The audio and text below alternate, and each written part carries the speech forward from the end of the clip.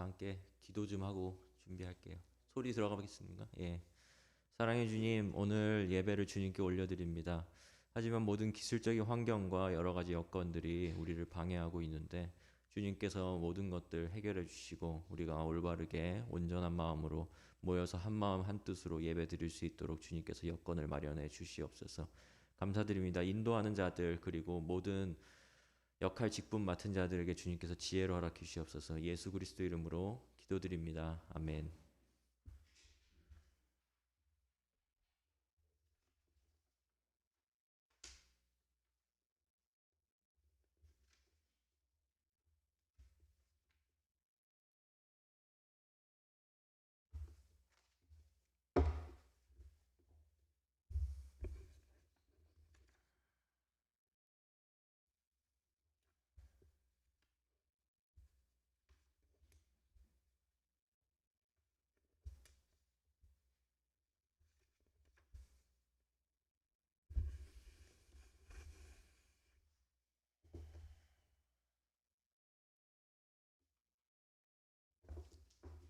PPT는 문제 없으세요? 네. 본문 다 넣으셨죠?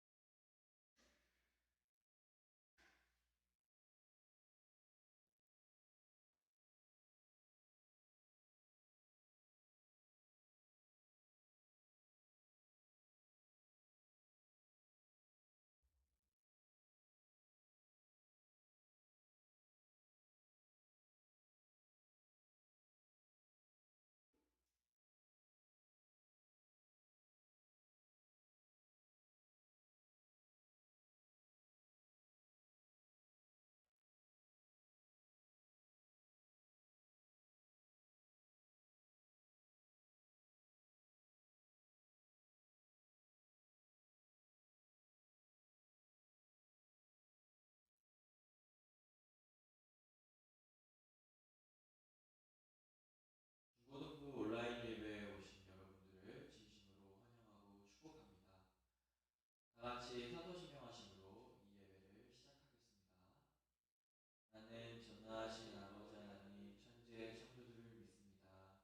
나는 그의 유일하신 아들 우리 주 예수 그리스도를 믿습니다. 그는 성령으로 잉태되어 동정녀 마리에게서 나시고 본디오 빌라도에게 고난을 받아 십자가에 못 박혀 죽으시고 장사된 지 사흘 만에 죽은 자 가운데서 다시 살아나셨으며 하늘에 오르시어 전능하신 아버지 하나님 우편에 앉아 계시다가 거기로부터 살아있는 자와 죽은 자를 심판하러 오십니다. 나는 성령을 믿으며 거룩한 공교회와 성도의 교제와 죄를 용서받는 것과 몸의 부활과 영생을 믿습니다. 아멘.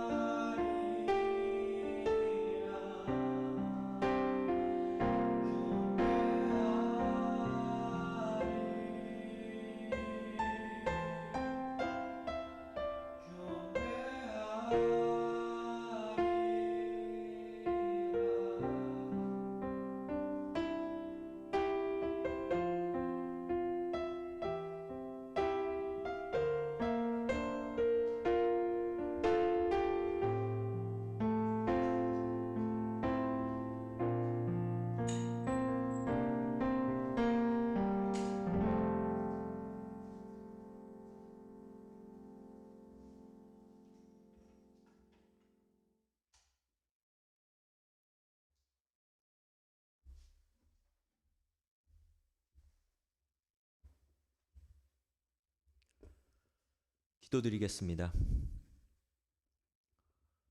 거룩하신 아버지 하나님, 오늘 귀한 주일 아침을 여시고 그리고 함께 우리가 예배드릴 수 있게 해주심에 너무나도 감사드립니다.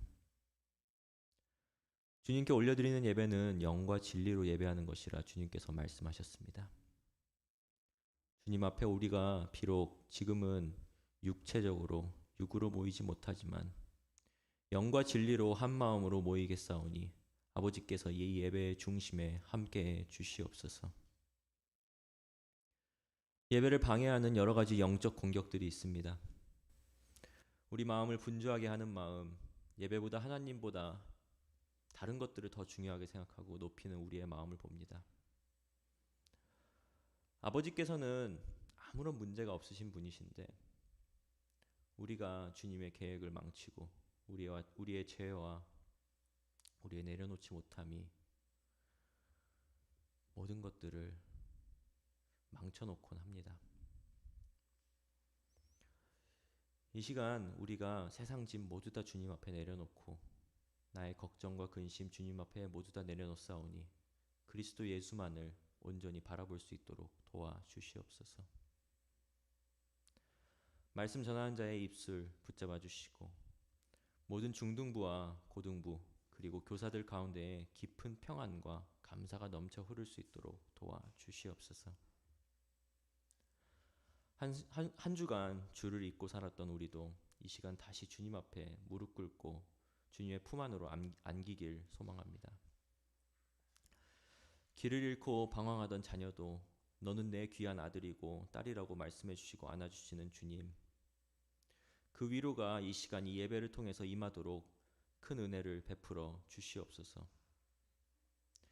지금도 한 사람 한 영혼을 귀히 여기시고 관심 가져주시는 주님만을 바라보며 우리 주 예수 그리스도의 이름으로 기도드립니다. 아멘.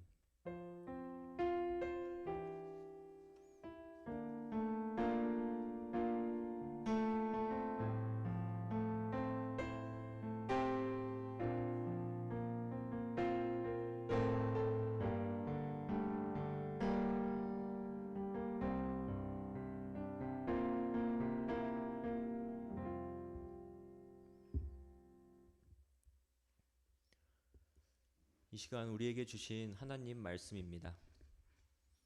오늘 우리에게 주신 하나님 말씀은 마태복음 3장 13절에서 17절 말씀입니다. 신약 마태복음 3장 13절에서 17절 말씀을 봉독하도록 하겠습니다. 하나님의 말씀을 경청하십시오.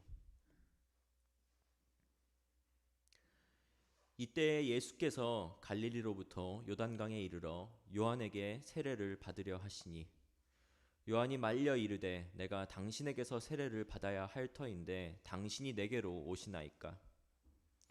예수께서 대답하여 이르시되 이제 허락하라. 우리가 이와 같이 하여 모든 의를 이루는 것이 합당하니라 하시니 이에 요한이 허락하는지라. 예수께서 세례를 받으시고 곧 물에서 올라오실새 하늘이 열리고 하나님의 성령이 비둘기같이 내려 자기 위에 임하심을 보시더니 하늘로부터 소리가 있어 말씀하시되 이는 내 사랑하는 아들이요 내 기뻐하는 자라 하시니라. 하나님께서 이 말씀을 통해 은혜 주시기를 원합니다. 오늘 설교 말씀은 금수저의 길 포기하신 예수님이라는 제목으로 말씀 전하도록 하겠습니다. 우리는 태어날 때 좋은 집안, 좋은 배경을 가지고 태어나면 소위 말해서 흔히 금수저를 물고 태어났다라는 표현을 많이 씁니다. 요즘에는 이 표현도 부족하다 해서 한 급 더 높은 다이아몬드 수저를 물고 태어났다라는 표현도 종종 사용됩니다. 그런데 재밌는 사실은 영어에서도 비슷한 표현이 있습니다. 영어로 금수저로 태어났다. 그러니까 영어로 부유하게 태어났다라는 표현 어떻게 하는지 아시나요? 그 표현은 바로 실버 스푼, 그러니까 은수저를 입에 물고 태어났다라는 표현이 영어에 있습니다. 왜 은수저인가 알고 보면 금이나 다이아몬드보다 분명히 가치는 떨어지지만 서양의 식기 문화, 그러니까 뭐 수저, 우리는 수저와 젓가락을 쓰는 문화잖아요. 그죠? 서양의 식기 문화는 뭐 이제 수저, 뭐 포크, 나이프 뭐 이런 것들이 이제 다양하게 있죠. 그런 식기 문화에서 물론 금 다이아보다 가치는 떨어지지만 은수저 식기가 가장 비싸고 부유한 사람들이 쓰는 식기라는 인식이 있기 때문이 아닐까라는 생각이 듭니다. 하지만 이렇게 다이아몬드, 금이나 은처럼 뭐가 됐든지 간에 좋은 수저를 물고 태어났지만 이를 포기하는 사람을 세상에서는 보기 매우 힘들지만 교회의 역사나 그러니까 이 그리스도, 예수 그리스도가 이 땅에서 십자가에 못 박혀 죽으시고 그리고 부활하신 다음에 그것을 따르는 이제 교회 공동체가 성령으로 임재하셔서 생겨나고 그리고 그 안에서 이제 일어나는 그 역사 속에서는 이것들을 포기하는 사람들이 종종 나타났고 그리고 성경 속의 인물 중에서는 이러한 좋은 여건, 좋은 환경을 가지고 태어났지만 그것들을 포기하는 사람들을 우리는 가끔 발견할 수 있습니다. 12세기에 그러니까 꽤 먼 옛날이죠. 12세기에 프란치스코 수도회를 세운 수도사 성 프란치스코라는 사람이 있었습니다. 이 사람이 뭐 본명이 프란치스코는 아니고요. 원래 본명은 조반니 베르나르도레라는 사람이라고 합니다. 그러니까 이 카톨릭에는 그 세례명이라는 게 있거든요. 세례 받으면은 이제 이름을 하나 받아요. 성자의 이름을. 그래서 이 사람의 세례명이 아무래도 프란치스코였던 것 같습니다. 그래서 그는 이탈리아 움바리아 지방의 아시시라는 지역에서 상인의 아들로서 부유하고 명망 높은 집안에서 귀족 출신의 자녀들과 좋은 친구 관계를 유지하고 그리고 그 친구들과 함께 노래도 부르고 돈도 많이 쓰고 뭐 많이 놀면서 모든 면에서 정말 풍요롭고 완벽한 환경에서 자란 사람입니다. 하지만 어느 날 그는 하나님의 목소리를 듣고 내가 이렇게 사는 것이 정말 주님이 원하시는 길이 아니구나. 정말 올바르게 다시 회심한 이후에 자신의 길을 반대하는 그러니까 자신이 이제 정말 회심하고 새로운 삶을 살겠다라고 이제 다짐을 했는데 너 왜 그러냐라고 이제 그것들을 반대하는 아버지와 의절하기까지 하고 그리고 수도사가 되기로 결심합니다. 수도사가 된 그는 평생 누더기 옷만 입으며 가난하고 불쌍한 사람들과 함께 지내며 연대하고 살았습니다. 그는 높은 곳에서 많은 것을 누리고 사는 사람들만 만나고 교제하는 그런 영성이 아닌 낮은 곳에서 가난한 자들과 함께하는 영성을 추구했고 겸손과 순종하는 마음으로 사람들을 섬기다 죽었습니다. 하지만 왜 그는 이렇게 살다가 죽었을까요? 왜냐하면 그가 평생 믿고 따르던 분이 바로 겸손과 순종의 인물이었기 때문입니다. 그리고 그 겸손과 순종의 인물은 바로 오늘 말씀의 주인공인 예수 그리스도이십니다. 오늘 말씀에는 두 명의 인물이 등장합니다. 첫 번째로는 주인공 예수님과 그리고 조연 정도의 역할, 조연인데 꽤 크긴 합니다. 조연 정도의 역할로 세례 요한의 등장이 오늘 말씀에서 있습니다. 이들은 모두 수도사 성 프란치스코를 포함한 모든 기독교인, 그러니까 우리를 포함한 모든 기독교인보다 앞서서 진정한 겸손과 순종이 무엇인지 실제로 보여주신 분들입니다. 이 두 분이 오늘 말씀의 이야기 속에서 어떻게 겸손과 순종의 모습을 보여주시고 또한 말씀은 어떻게 그들을 묘사하고 있는지 한번 말씀을 통해서 살펴보도록 하겠습니다. 먼저 세례 요한의 겸손입니다. 세례 요한의 이름은 요한입니다. 영어로는 존이죠, 존. 굉장히 외국권에서 흔한 이름이고 그리고 우리 한국 사회에서도 요한이라는 이름을 가진 사람들이 꽤 있죠. 요한인데요. 성경에서 요한이 워낙 많이 나오기도 하고 그리고 예수님께 세례를 베푼 특수한 이력 때문에 그를 조금 더 이렇게 구분하기 위해서 교회에서는 그를 세례 요한이라고 부릅니다. 그래서 영어로도 그냥 존으로 끝나는 게 아니라 존 더 바프티스트. 그러니까 바프티스트가 이제 세례자라는 뜻이거든요. 그러니까 세례자 요한이라는 뜻으로 그렇게 우리는 부릅니다. 세례 요한은 예수님보다 나이가 많았습니다. 그 뜻은 예수님보다 먼저 태어났다는 것이겠죠.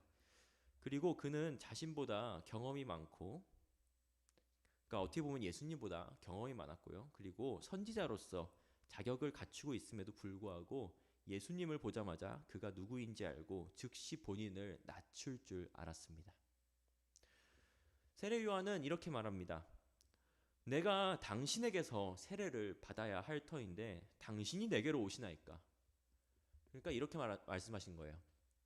예수님, 내가 예수님 당신으로부터 세례를 받아야 할 판인데 어째서 예수님이 나한테 세례를 받으러 오십니까? 라고 물은 겁니다. 그는 이렇게 말하면서 겸손하게 예수님 앞에 섰습니다. 세례 요한은 본인을 통한 하나님의 뜻과 계획이 예수님에게 세례를 베푸는 것임을 확인하고 세례를 예수님께 친히 베풀어 드렸습니다.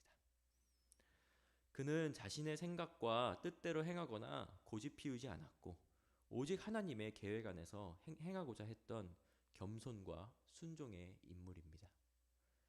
그러니까 어떻게 생각하면은 정말 이분이 나한테 세례를 받을 분이 아닌데 라고 고백을 했잖아요.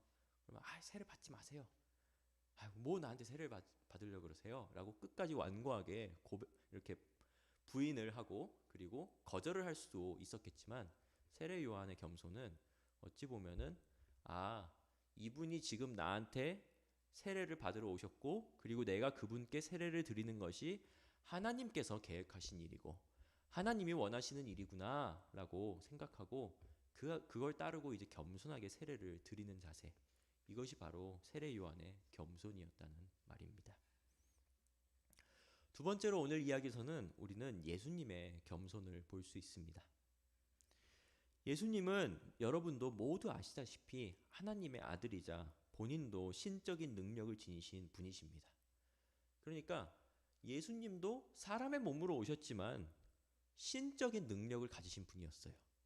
이 땅에 오셨을 때 그분은 사람을 살리시고, 그러니까 죽은 자를 살리시는 그런 일도 있으셨고요.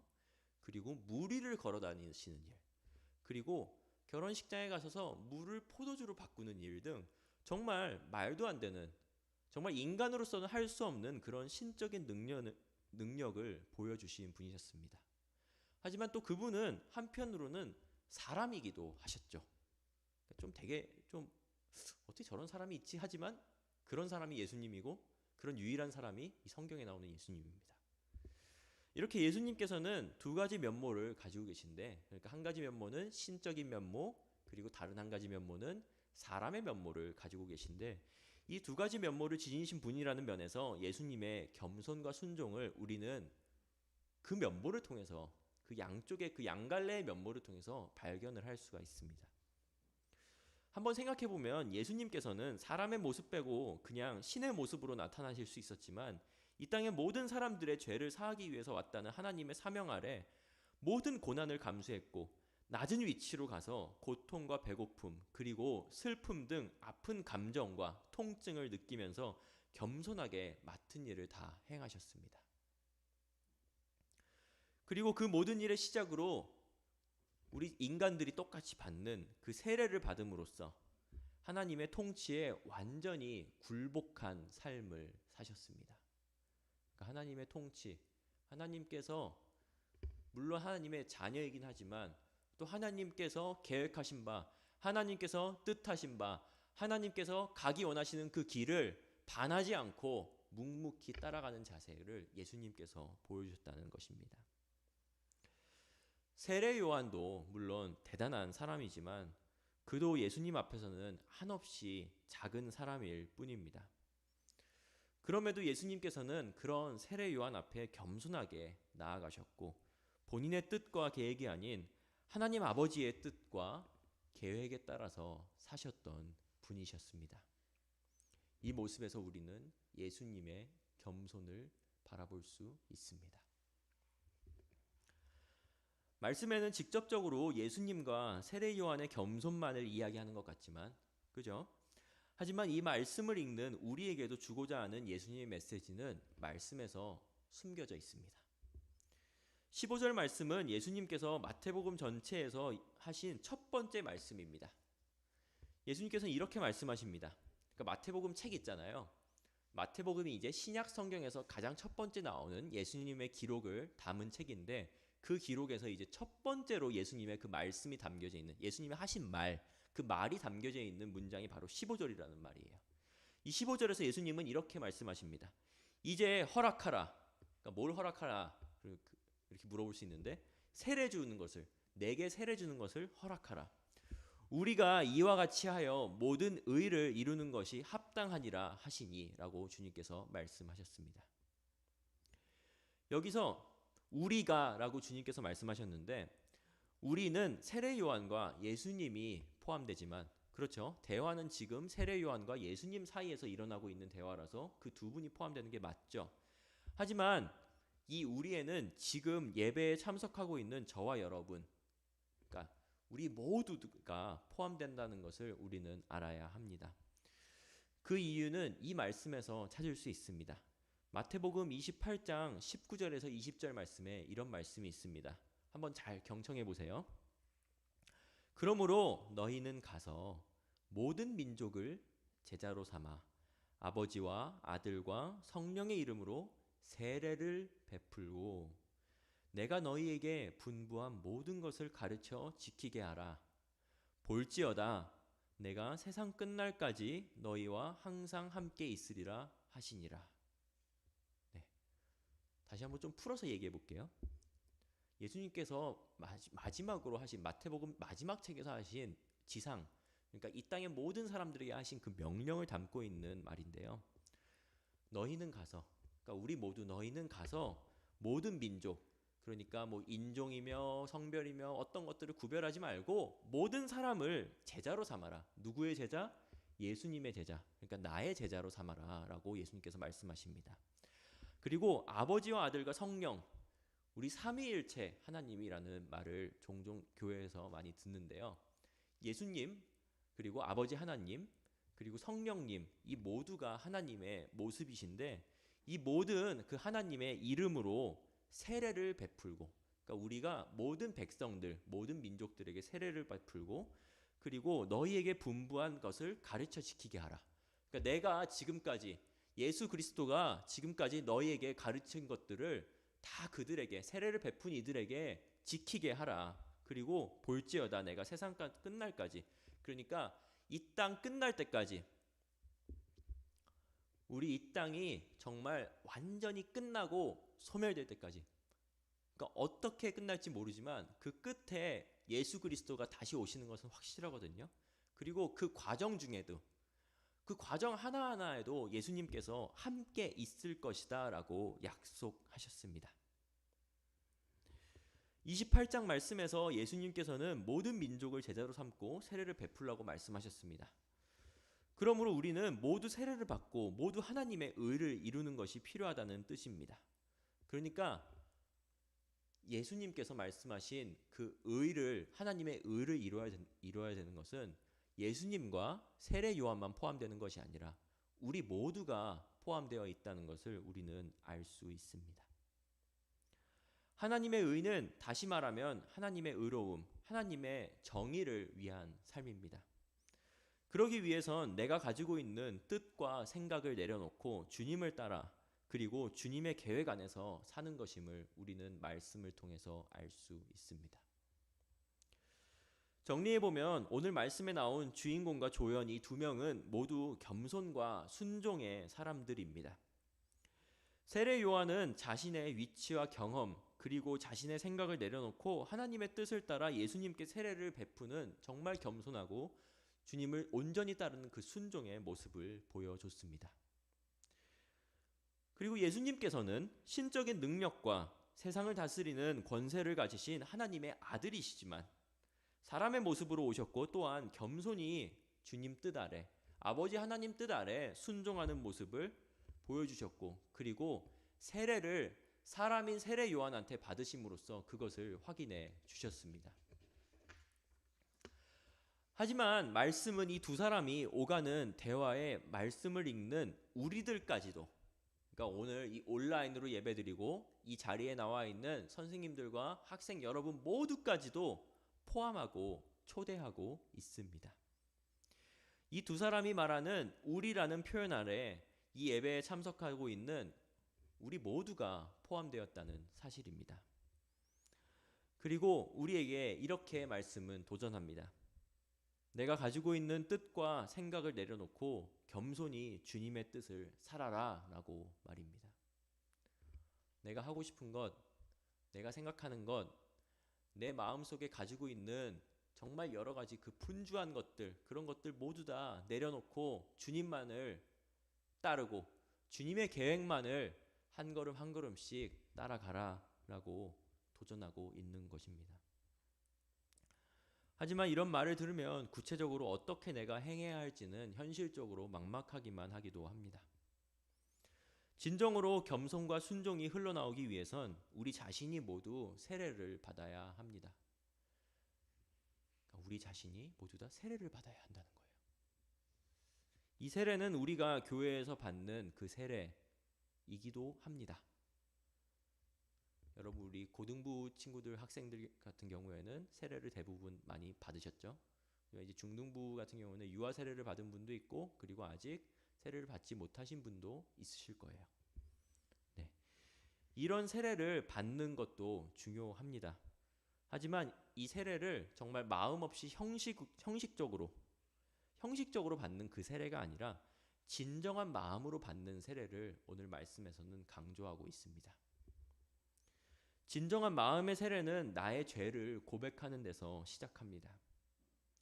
나의 죄를 주님 앞에 진정으로 고백하고 모든 것을 내려놓을 때 아무것도 아닌 나에게 오셔서 예수님께서는 손잡아 주시고 안아 주십니다. 그리고 나의 죄된 옛사람을 헐헐 털어버리고 예수님을 믿고 그분과 함께 연합될 때 우리 안에서 진정한 겸손과 순종이 흘러나오게 됩니다. 오늘 말씀 초반에 저는 여러분에게 성 프란시스코라는 사람에 대해서 소개했고 말씀드렸습니다. 성 프란시스코가 죽은 후 그의 정신을 따라서 프란시스코 수도회가 생겼고 그 수도회는 수백 년이 지난 지금 2021년에도 지금까지도 이어져 오고 있는 그런 수도회 공동체입니다. 여러분도 어쩌면 가끔 보실 수도 있는데 갈색의 긴 옷을 입은 사람들이 보통 이제 성당 근처나 이런 데서 보실 수 있을 수도 있어요. 네, 그런 분들이 바로 프란시스코 수도사들입니다. 프란시스코의 초기 정신은 탁발 수도회라고 하는데요. 이 탁발 수도회가 무슨 뜻이냐? 재산을 소유하지 않고 돌아다니면서 구걸하면서 먹는 게 그의 정신이었는데 그런데 시간이 지나면서 이 조직이 사람도 많아지고 그리고 거대해지다 보니까 아무래도 돈이 많이 들어오게 됐고 후원들이 많이 들어오게 됐고 조직을 운영하기 위해서 돈이 필요하다는 파와 그리고 절대 재산을 그러니까 초기 정신을 유지하면서 재산을 가지면 안 된다라는 파로 양분화되게 됩니다. 하지만 결론은 어떻게 됐을까요? 네, 어떻게 됐냐면 돈이 필요하다고 생각되는 사람들이 주류가 됐고요. 그리고 비주류 사람들은 이제 점점 또 흐려졌죠. 하지만 또 뭐 이렇게 되긴 했지만 그 안에서 여전히 가난하고 청빈한 삶을 내부적으로 추구하기는 합니다. 그렇지만 초창기의 정신은 조금 희미해진 것이 사실입니다. 아무리 놀라운 인물의 정신과 철학을 이어받는다 해도 우리는 정말 나약하기 때문에 변하기 너무 쉽고 다시 편한 쪽으로 정착하기 좋아하는 것이 죄인된 사람의 본성입니다. 하지만 지금 이 순간도 우리의 싸움을 내 안에 예수 그리스도께서 함께 도와주신다고 믿으며 믿음의 선한 싸움을 이기는 세례 요한 그리고 예수님과 같은 겸손과 순종을 통해 하나님의 참된 기쁨이 될 수 있는 신성북교회 중고등부의 저와 여러분 되기를 간절히 소망합니다. 오늘 예배를 진행하다 보니 예배가 제 생각 그리고 여기 계신 선생님들의 뜻대로 잘 준비되고 이루어지지 않았습니다. 어떻게 보면 좀 기술적인 문제들이 굉장히 컸던 것 같습니다. 그런 부분에 있어서 굉장히 죄송한 마음이 크고 그리고 왜 그럴까라는 생각도 많이 듭니다. 근데 예배를 인도하고 그리고 우리가 하나님 교회의 일들을 하다 보면은 우리의 생각대로 되지 못할 때가 굉장히 많고, 그리고 정말 알 수 없는 벽들에 부딪힐 때가 너무나도 많습니다. 그때 우리는 좌절하지 말고 다시 우리가 그래도 일어서고 기도하는 마음으로 다시 공동체가 하나 되고자 하는 그 노력 안에서 깨어서 예배드리고자 하는 그 노력, 악한 영들과 전쟁에서 우리가 싸워서 승리하겠다. 지금 내 안에 예수 그리스도가 계시기 때문에 우리는 이길 수 있다라는 그 확신 안에서 한 걸음 한 걸음 또 나아가는 것이 중요한 것 같습니다.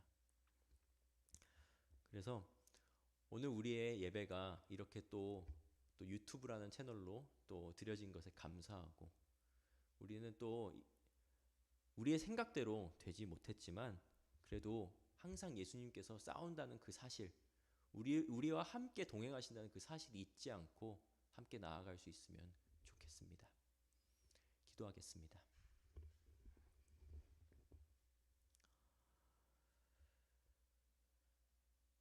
주님, 너무나도 감사합니다.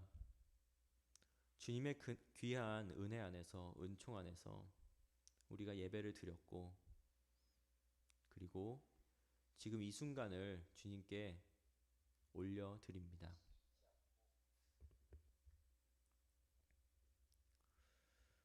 주님, 우리가 주님 앞에 모든 것을 내려놓고 모든 계획, 모든 생각을 내려놓기를 소망합니다. 우리 안에는 너무나도 분주한 마음이 많고, 우리의 계획, 우리의 생각, 우리의 욕심, 정말 머리가 너무나도 무거워서 매일매일 어깨가 축 처진 채로 살아가고 있습니다. 그러한 우리에게 손 내밀어 주신 주님을 온전히 바라봅니다. 주님 앞에 우리 어깨의 모든 짐들 온전히 내려놓기를 소망합니다. 주님 앞에 모든 짐 내려놓사오니 주님, 우리의 길을 친히 이끌어 주시옵소서. 오늘 말씀을 통해 세례 요한과 예수님의 겸손을 보여주셨습니다. 그 겸손의 중심에는 아버지 하나님 앞에 모든 것들을 내려놓고자 하는 그들의 참된 고백이 있었습니다. 우리도 그 참된 고백 있게 하시고, 우리 안에서 진정한 겸손과 주님을 향한 헌신과 봉사가 올바르게 나올 수 있도록 주님께서 이끌어 주시옵소서. 각자의 자리에서 예배를 드리고 있는 우리 중등부와 고등부 친구들 가운데에 주님께서 함께해 주시고, 이들에게 깊은 평안이 있게 하시고, 세상 어떤 곳에서도 누릴 수 없고 체험할 수 없고 가질 수 없는 행복과 정말 넘쳐 흐르는 기쁨의 역사가 우리 모두들 가운데에 있을 수 있도록 성령께서 임하여 주시옵소서.